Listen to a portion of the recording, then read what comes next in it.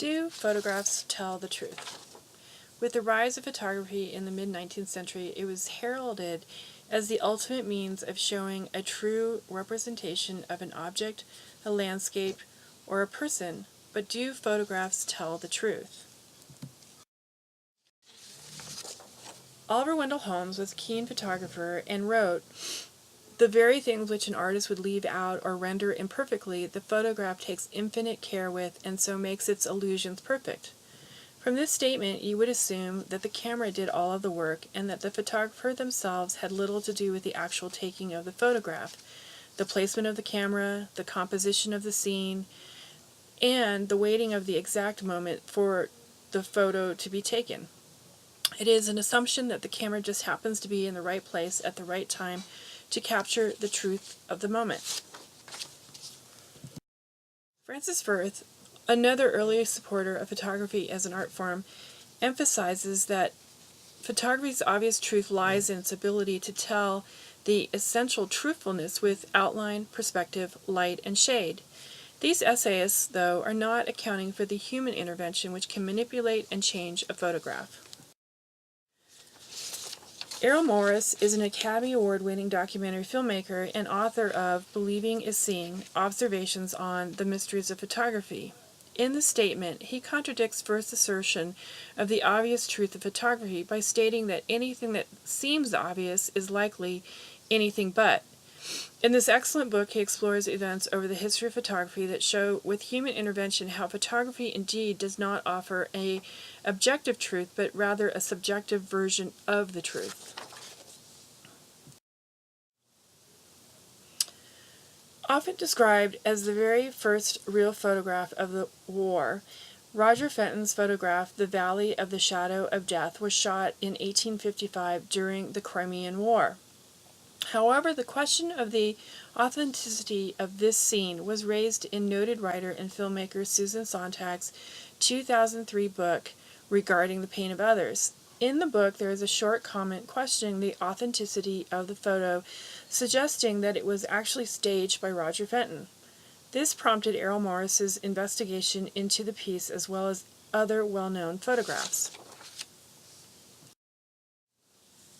What emerged in this investigation was that there was another photograph that lacked the cannonballs on the road the other photograph had.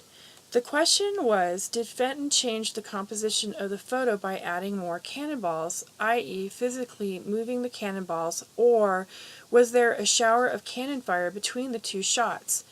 After extensive photographic forensics was done, it was determined that indeed the scene had been changed, and the cannonballs had been moved into the road. With intense magnification, they could actually detect a change in the patterns in the dirt where the footsteps had been in relation to the orientation of the cannonballs. The question still remains, though, whether Fenton made these changes for aesthetic reasons or to increase the sense of violence in the scene. Nevertheless, with the manipulation of the cannonballs, the truthfulness of the photograph comes into question.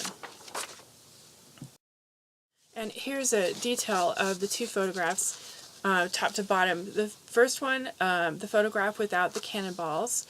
The second one is the one that was published, is the one with the cannonballs in the road itself. The photos were taken within a 90-minute time frame, and it was a war zone, so there was active cannon fire going on.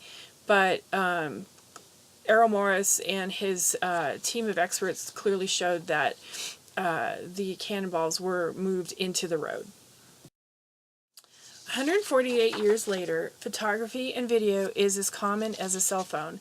It is used to document, it is used to manipulate, it reaches the public at instantaneous speed.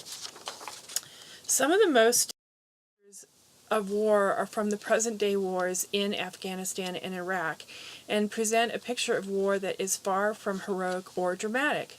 They are positioned as truth, but are they?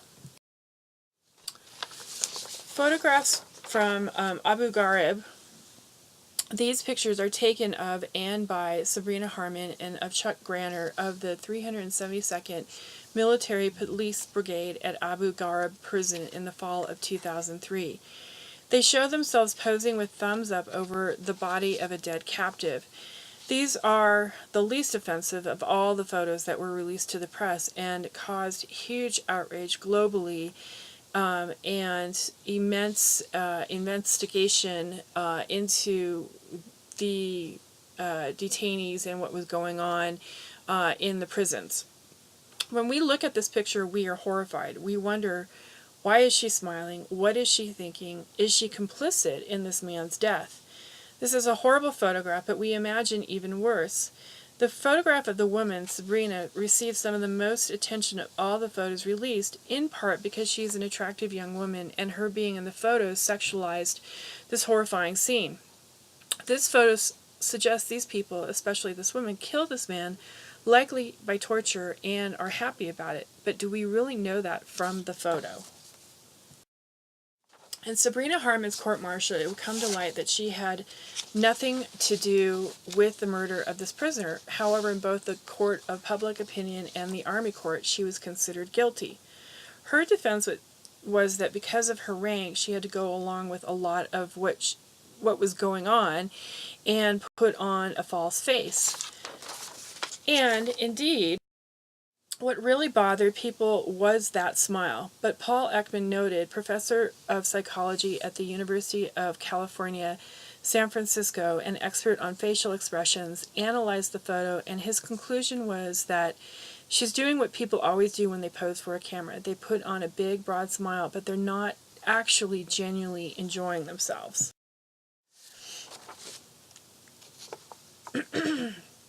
Both these photos from different centuries offer up a truth about war, but aren't truthful themselves, as they have manipulated and in the figures posing are actually concealing the actual truth of the events.